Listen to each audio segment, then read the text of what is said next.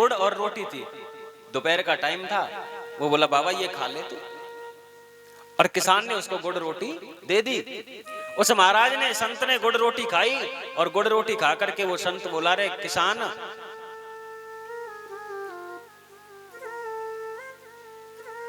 बोला चल तेरा कल्याण करा दूं, तेरी मुक्ति करा दूं।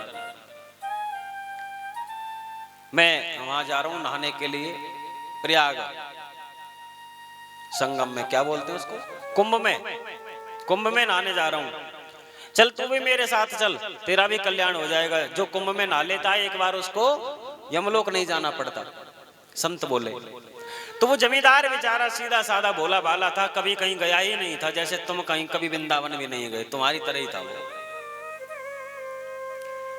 हाँ, वो बोला, कहने लगा महाराज जी मेरे पास तो कहाँ टाइम है जाने का, है खेती बाड़ी है, चार चार बेटे हैं, इनकी देखभाल करनी पड़ती है बाबा, मैं नहीं जा सकता। संत बोले चल, ये काम काज तो लगे ही रहेंगे, कि जिंदगी जब तक रहेगी फुर्सत ना होगी काम से, और कुछ समय ऐसा निकालो प्रेम करो श्री राम से। ये काम मां जब तक बंद नहीं होंगे, जब तक सांस है शरीर में, चलते ही रहेंगे। तो संत बोले बेटा ये काम काज तो ऐसे ही चलते रहेंगे, तू मेरे साथ चल, तुझे कुंभ में नवा के लाऊंगा। जमींदार ने मना कर दिया। संत बोले ठीक है भाई, फिर कभी चल पड़ी हो। तो संत चले गए। 5-6 महीने बाद संत दोबारा आए उसी गांव में, और फिर वो ऐसे ही खेत में मिला, तो कहा कि अब तो चल। बोले महाराज मैं जा नहीं सकता। क्यों? क्योंकि महाराज देख मेरे जो बेटे हैं ना, बड़े तो दोनों बेटे डॉक्टर हैं, छोटा इंजीनियर है, और जो सबसे छोटा है ना वो बहुत भोला है, और मुझे उसके बच्चों के लिए करना पड़ता है। अगर मैं ना करूं तो उसका घर नहीं चलेगा, इसलिए मैं नहीं जा सकता। संत बोले कि भैया तेरी मर्जी, हम तो ठीक कह रहे हैं, चल पड़ता तो ठीक रहता, लेकिन उसका तो मन घर में इतना फंसा हुआ था, वो नहीं जा सकता छोड़ करके। अब संत चले गए। संत 1 साल बाद दोबारा लौट के आए, और जब आए तो चारों बेटे बैठे हुए थे वहां। संत ने पूछा भाई तुम्हारे पिताजी कहाँ हैं? वो तो बहुत बढ़िया आदमी है यार। तो बोले महाराज जी वो तो 2 महीने पहले ही चले गए, मर गए। तो संत बोला यार आदमी तो बहुत अच्छा था, उसने तो मेरी बहुत सेवा करी थी, खाना खिलाया था, पानी पिलाया था। और एक बात बताऊं, महात्मा जिसके घर का अन्न खा लेना एक बार, उसका कल्याण करा के ही मानता है। वो तब तक उसका पीछा नहीं छोड़ता जब तक उसका उद्धार नहीं हो जाता है। ये संत का स्वभाव होता है।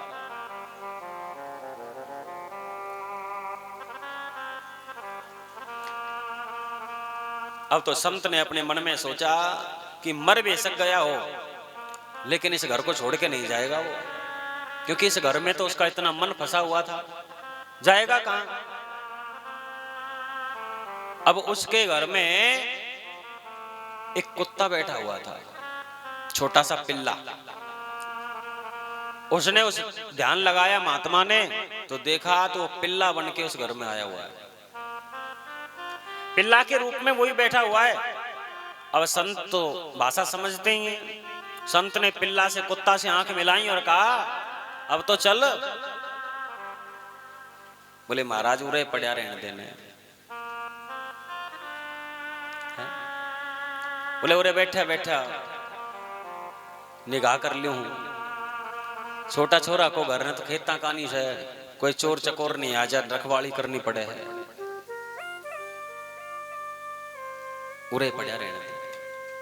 संत बोले ठीक है भाई, नहीं मानेगा तो तेरी मर्जी, मैं तो कहूं था कल्याण हो जाएगा, छूट जाएगा इस मोह माया से। संत चला गया। तो भाई संत फिर आया 5-6 महीना में, और जब तीसरी बार जब आया तो वो कुत्ता भी कौन था घर में, तो उस संत ने, महात्मा ने उन बच्चों से पूछा कि भाई यहाँ तुम्हारे घर एक वो काला सा पिल्ला था, वो बंधा रहा करता, वो कहाँ है? अब ये तो बताए कैसे कि वो तुम्हारा बाप ही था। तो उसके बेटे वो कहने लगे कि महाराज जी, एक दिन बाहर सड़क पे, घर से बाहर बड़े बड़े कुत्तों की लड़ाई हो रही थी, और वो बेचारा बीच में जाके फंस गया और उन्होंने फपेट दिया और वो मर गया। संत बोला, भाई मर बेशक गया हो लेकिन छोड़कर नहीं जा सकता, उसका तो मन फंस रहा है। तो संत की नजर पड़ी, उसके घर के आंगन में बीच में एक नाली थी, और उस नाली पे पत्थर ढक रखे थे, छोटी छोटी टुकड़ी ढक देते ना पत्थर की। तो उसके बीच में से थोड़ी सी जगह थी, उसमें से एक मेंढक चमक रहा था। संत ने पहचान लिया कि वो ये। संत बोले, अब तो चल। बोले, महाराज उरे ठीक से, उरे इसके नीचे पड़ा रहूं हूं, देखता रहूं, कदे छोटी बहू धार काट के ले आओ से, बड़ी बहू पानी भर के ले आओ है, इन्हें देखता रहूं बैठे बैठे बालका ने, मेरे मन में शांति सी बनी रहे। संत बोले, तो नहीं मत बचे नहीं, वो तेरा यो ममता नहीं छूटी। तो संत बोले, ठीक है भाई, तेरी मर्जी। फिर 6 महीना बाद संत आया, आके देखा तो वो मेंढक उड़े नहीं मिले। संत ने पूछा, भाई तुम्हारे नाली में एक मेंढक रहता था, वो कहाँ है? तो बच्चे बोले, बाबा एक दिन ये नाली रुक गई थी, और इस नाली में हमने बांस मारा देखी, और वो मेंढक बाहर निकल के भागा, और बाहर ने इतने में सांप आ गया और वो सांप ने खा लिया। संत बोले, भाई जा कोनी,